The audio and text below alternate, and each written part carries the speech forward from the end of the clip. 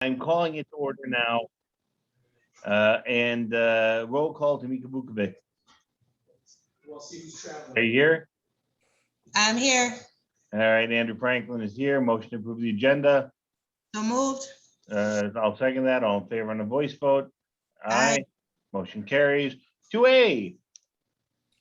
All right, so Thank we've you. got- Yep. Good morning or good afternoon, everybody. I'll give you a brief update on summer work that's going on in the district. In no particular order, but all these projects are either happening or they've happened already.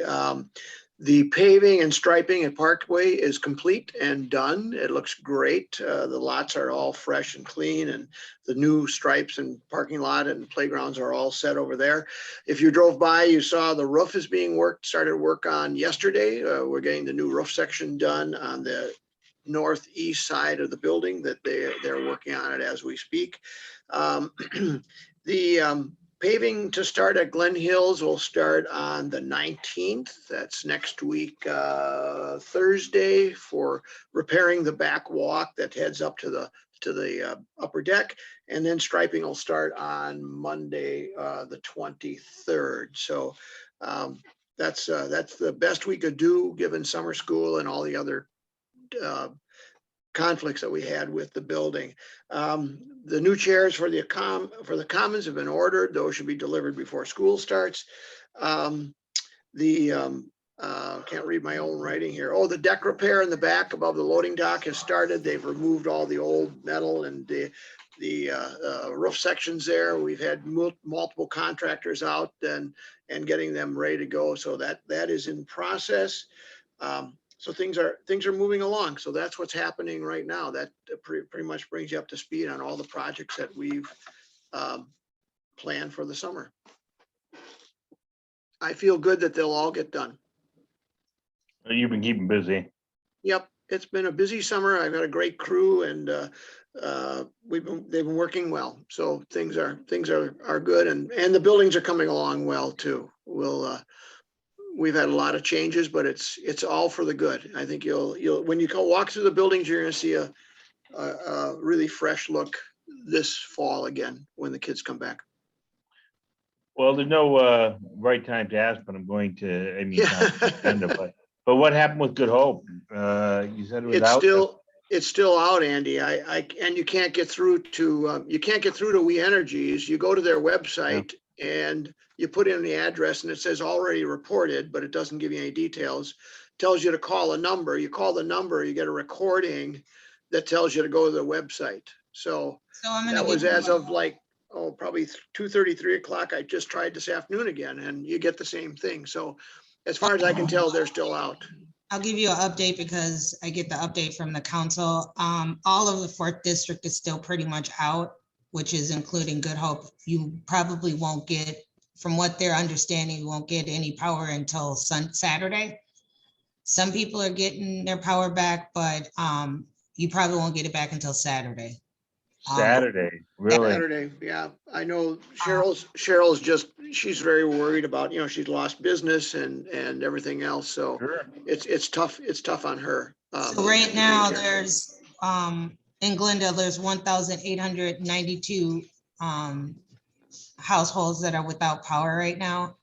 It's one of the worst outages in We Energy's history. So luckily my District 1 did not get hit hardly at all. I didn't even lose power. It flickered for a while, and most of the people. There is that one house though that 3 years ago a car ran into it. Last year, a car ran into it, and then the other night, a tree fell on it. So they should move. Bad luck. Unfortunately, we didn't lose any real big trees either on our property. So we had some limbs fall and some other things. We had some trees that were questionable. I thought a strong wind would blow them over, but they haven't. So that was good. I noticed today I was going down Silver Spring. All the car dealers still don't have power either. So they got to be happy about that. Mostly 4th district, but also in Crestwood. Right now, I'm in Crestwood, and we didn't lose any power in Crestwood. I don't think. Oh, they did. Oh, they did. A lot of them did, but it came back on. There is a what is that? Transformer. transformer that blew up, 2 of them. And every time they tried to turn it back on, something else happened. So they just got the city hall and the police station up. I think they are still working on Brown Deer Fire Department and Bayside Dispatch. So, you know, the emergency services are actually first, or they're trying to get those up. And some people are so close that they're benefiting from that. But if you're not close to that, you may have to wait until Saturday. Yeah. And they have crews in here from Indiana, like, Oh, sure. so. So, you know, I've been trying to keep Cheryl, you know, as happy as I can. I'll talk to her again in the morning and I'll fill her in again. So, Why is this, I'm just asking, why is this an issue for you? well, we own the building, you Yeah, know, but it's not anything that a no, land, she's a good tenant. I just want to keep her as a prize as I can. That's all. oh, no, I thought she was like trying to say we need to do Oh, something. no. She doesn't expect us. She knows we can't do anything. I mean, yesterday morning, I had someone checking that we didn't do something wrong. I checked all our power systems there and obviously we're not getting any power in. So it wasn't like we blew out any of our equipment, but I checked it first to make sure that it wasn't something that we could help her with, but it's We Energies, obviously. So. Well, I appreciate that information, Mika, because I won't name names, but someone else said that he had contacts within We Energies yesterday morning and said that it would take at least 5 to 6 hours to fix the 4th district. That's what they were told. He actually was pretty Really? accurate, but what happened is when they turned it on, something Oh, else okay. blew. Yeah, so he was actually, he was accurate. I know who you're talking about. No further comment, but we're way off base at this point. I appreciate the update. Yep, and you I bet. hope Thank we you. get the power back. Thanks a lot. All right, anything else on this, or should we go to Nope. the air conditioner bids for 2DX? I'll give an update at the board meeting on the 25th and we'll have a lot completed by then. So we'll give you an update then at that time. You mean on 2A on some projects? On 2A, yeah. Okay. Yep, just to complete them, you know, we'll have a lot completed by then. Okay. How about 2B? 2B is something that we came up this summer and I've been kind of working on it. We've been limping along these 2 DX units, the office, the general office, the school office, as well as the district office and the conference room back there and everything else on that end of the building has a supplemental air conditioning air handler. It's up on the roof. It's original equipment that was put in 1969. We've band-aided and lipped it along, and last summer it went out late in the year and we didn't repair it because we we're going into winter. But this summer it's gotten very humid and hot in the office at times, especially this week. And then the other unit is the senior center. The senior center, as well as the band room and the orchestra room and the choir room, they have a supplemental unit too. That's located in front of the building. And the seniors have been warm down there a little bit, although we can keep them cooler than the office because we can open up some doors on the lower level and get some flow through air. So what I've been working on is I've sent out a scope to 6 different HVAC vendors to get some numbers back. I have 4 of them that have returned within the time frame that I've asked them to. So I will bring this back to the board for a look at to see how much it is. In talking with Lindsay, we've done a good job of keeping within our budget on projects this summer. So we should have money to do this. And I would suggest now, since we've missed summer cooling, heating's not an issue with these units because it's a different system completely. We probably would do this either in the fall or early spring then, so if we're ready for next year's cooling session. But I just wanted to bring it to your attention that it's out there and that there'll be more information coming once I have the bids put all together.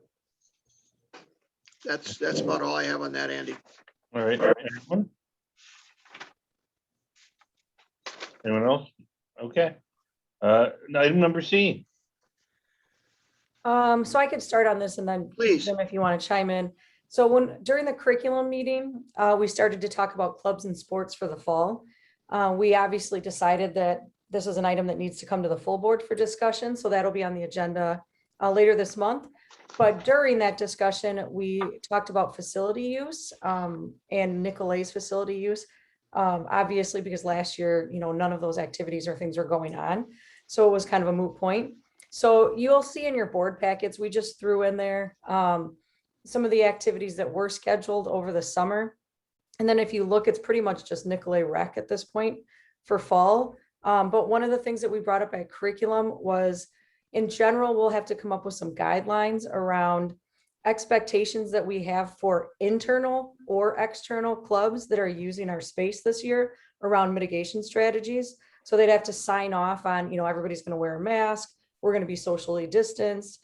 So what I did is I talked to Karen, and what's nice is we can actually add that right into School Dude.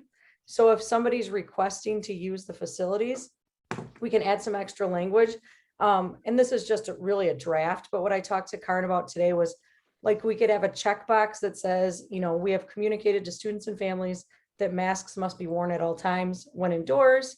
They could describe to us how they will maximize social distancing, what disinfection process they will use. And then one thing I also thought would be important is that they sign off that if there's a case of COVID by a member of that sport or club, or that a member was a close contact to a positive case, that they're going to contact either myself or Kimberly Hess, our new district nurse, immediately, so that that can be part of our contact tracing and we can figure out next steps for that club. So we just wanted to put some teeth in it so that if people are using the facilities, they have to follow the same procedures that we would be using for like our internal clubs. And again, like, we haven't decided yes on clubs and sports yet. That's a discussion we have to have later this month, but it did impact facilities in that we have outside groups that might want to come in and do things. So we want to start talking about how that might look. So I just wanted to bring that for discussion to see what your thoughts were on having outside groups use the facilities this year. So I think there are two issues here, and one is a buildings ground issue. I mean, just like I think this has to go to policy. We had a pretty vibrant discussion, Jim, remember when we were trying to figure out this nonsense with the basketball versus swimming and who said what to who, and we had to sort through that. And our policy right now gives Jim the final say on whether or not to allow someone in. And provided that Jim's still comfortable with that, and we have an applicable policy. I don't want to rock the boat. I want to keep it the way it is. I guess from where I sit, I mean, I don't know how many smaller groups we've had come in, which could be better. But the truth of the matter is that when you have like Nicolay using the facility, they know what they're doing. And with swimming, I don't know that there have been any issues except for the summer incident with the drowning. Right. Yeah. But I mean, which actually, by the way, I'd love to know if we have any update on that. But aside from whose fault it was with that, we're talking about COVID specifically right now. I don't know that there's any transmission issue. That wasn't really, that was part of the Nicolay camp. That wasn't part of the regular lessons. I think it's really difficult to maintain the same position about not having all the athletics, knowing what we know now. But on the other hand, with this Delta variant affecting kids more, having more activities with more kids, inside, I just don't know. I think the board's going to have to get involved with anything. Ultimately, though, it's going to be a policy thing. I would agree, Andy, if I might. Right now, and Karen pulled up a report for us, and I don't know if she shared it with you, on everyone all the entities that have requested and that we actually have approved going forward, and except for the soccer, which is obviously outdoors, it's Nicolay Rec basically, and using our facility for either basketball or a lot of swimming. Summer camp is listed there, but that's complete now. But it's the junior nights basketball, it's the junior nights wrestling, there's tennis, obviously tennis is outdoors, and then most of it is swimming. Now at Parkway, there are some classes. They've got Spanish and a computer class, as well as an art class, which is Young Rembrandts, math science, and then some roller skating, which is complete now. That was done this summer with Amy Lingard, did roller skating in the gym at Parkway. So we really haven't had anybody else request facilities except Nicolay Rec. And I think with our guidelines, we can control it fairly easy by, showing them, this is what we're expecting and we expect you to follow it. And here's the contact tracing, and here's the guidelines that we're giving you. And if you don't, then you don't come back. So, and they've been pretty good about that. I know when we let Gus Kaufman do wrestling last year, he had a very detailed outline of their protocols that he had them and follow. And we certainly can meet with Nicolay Rec, with Nate and Kirk, and say, here's what we're expecting. We know you'll expect it. If not, then we don't go forward. So somewhat they have been approved, only because I know going forward, they need to put things out and whatnot. And I knew we were opening up in person this summer or this year. So I tentatively approved it. But if the board decides to go a different direction, we certainly can go backwards. Nothing has started yet really until the fall. And I know, sorry, I was gonna say that's where we're at. Yeah, Karen got a call today from, I think, Boy Scouts, and she just kind of let them know this is a Yep. discussion that we're currently in, and that we'll let you know by the end of the month what that's going to look like, if you're going to be able to use the space. Yeah, and typically Boy Scouts met in the Commons, for their den meetings or their scout meetings, it was twice a month or once a month they met there. Girl Scouts probably will contact us too, because they would meet at Parkway. So, but we haven't heard from them yet. And I think those two groups too, again, the board can decide, obviously, but I think they would be able to follow our protocols if we gave them very strict guidelines, if we're going to let groups back in. So that's what we know. That's what we know so far, Tamika and Andy. So I guess my question for you then is, from building the ground perspective, whatever it is that these protocols are going to have to be that are in place that people are supposed to do, do we enforce costs, or is there any additional costs, I should say, or how do we convey that to people when they rent? I don't know that there would be a cost, except for Nicolay. Everyone does pay for the facility. Well, the Boy Scouts and Girl Scouts do not, I should say, but everyone else pays for the facility. Like soccer, they're paying us quite a bit of money to play soccer here, which I'm happy to say. And they're very responsive, and they've put up new goals, and they're striping the fields, and they're doing a nice job. So I don't know that just for having our protocols, I don't know that we would have more protocols that would cost us anything going down the road. Yeah. Well, I know. Look, I'm concerned about it, but I think we know what causes the issue, and so if we feel that there's appropriate. And this really does need to go to the policy, but if there's appropriate mitigation, I don't know if people are going to want waivers of any kind. Yeah, I don't know. You're right. Or vaccination. Yeah, listen, vaccination cards and stuff like that. That might be stuff that we need to start looking at. If we're going to let people a certain age in, only if they can demonstrate. We can't have some test every time we want to go into the building, but it's a policy thing. But it also, depending on who it is, because some of these people are not allowed to have, it's 12 and over. So I don't know how we're gonna navigate that, but I think we can't put a vaccine card policy, because most of these people are going to be elementary school or younger. One thing I do want to just put out there, I think we need to look at our fees. We don't have to do it this year, but even towards Nicolay, I'm sorry, but I'm sick of taking the brunt of a bunch of stuff and us not be, and this may be, from everything collective, but we are taking the brunt on budget stuff from everybody. And now it's time you want to use our facility, we need to compensate us a little bit. If Bavarians can pay $2,100 and that's 8 events, and that's $262.50 per event. And do we, and I think there used to be a thing where there was a shared service. So some of the activities that we do would go over to Nicolay, but I don't think that's happening as much anymore. So we're giving our district's resources out, but we're not getting anything from it. Jim, are we using their facilities at all?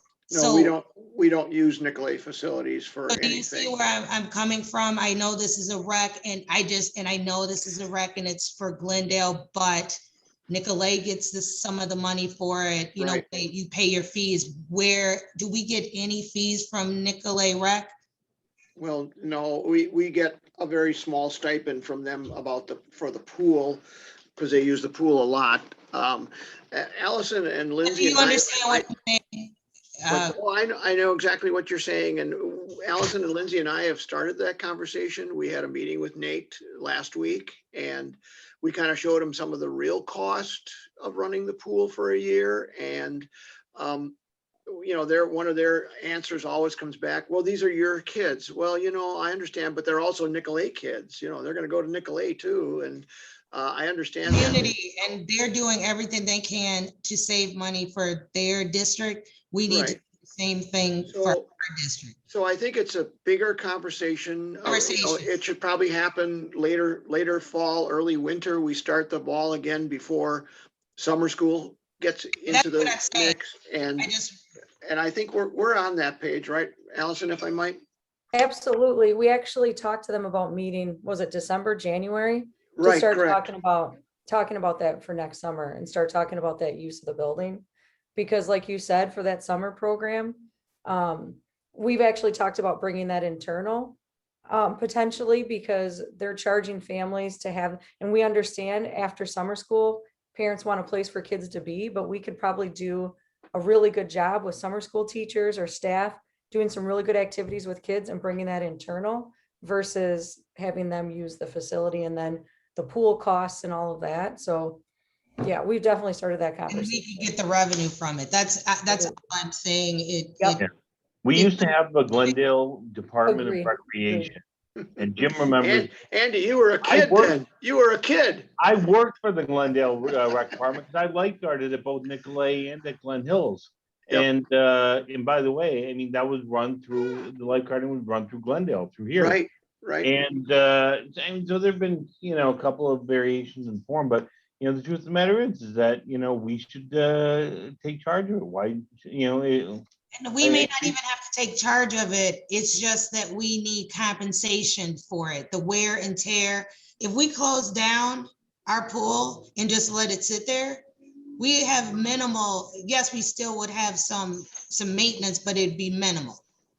Right. And, and we've been around the block when I was on the school board about closing the pool, and there's, that discussion is for another day, but with a pool, you don't want to close it or mothball it because of the problems that we tried that when my predecessor was here, and it cost more with a lot of repairs to start it back up.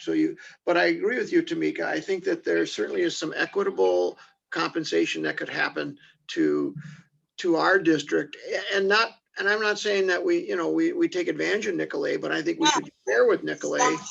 And I've been singing this song for a while now too, because it just isn't, it isn't equitable for both districts. And I think that's a discussion. And I think that now by showing them some real numbers, Lindsay did a nice job of pulling up real cost of the pool. And we didn't even add in that much labor or anything else for cleaning and whatnot, but some real cost. They were like, oh, wow. Yeah, this is what it costs to run the pool for a year. And then we're getting X from you, and it's not even covering that. So, and we're still buying our lifeguards from them. So that cuts back on that small stipend that we get, because they take the lifeguard fee off, which is, they were just kind of trading air. So I think it's a bigger discussion, and I have more to come, but it certainly is on the radar scope for very, not the too distant future. All right, that's all I had. Yeah. I think we're all on the same page. I really do. Absolutely. Okay. And I'm not being mean to Nicolay, so they. Yeah, I'm not picking on them. I think. No, and by the way, I think that they're going to be very receptive to discussion, because they really don't want to lose the partnership that we have. Right. I think that we have I'm saying this publicly, but I think it's pretty obvious. We have leverage over Nicolay that we've never really used. And, I think that, but frankly, they're very accommodating and they're very open to compromise. Yeah. And I think that we're going to be able to, work something out, as we see fit to make it more equitable. And I also think that we had that conversation going back to, when we had the committee meeting and we were trying to figure out what we were supposed to do, with basketball, we kind of overlapped that discussion. So I think we've got opportunities to work with Nicolay, and I think ultimately that's the key, work with Nicolay to make it more equitable for opportunities. I agree. All right, well, if there's nothing else, is there participation? Yep. Anyone want to participate? Katie, Lindsay, anyone here who wants to speak as a member of the public and take off their school hat? Visitors may speak. No, going once, going twice. Motion to adjourn. So moved. I'll second that. Voice vote, all in favor? Aye.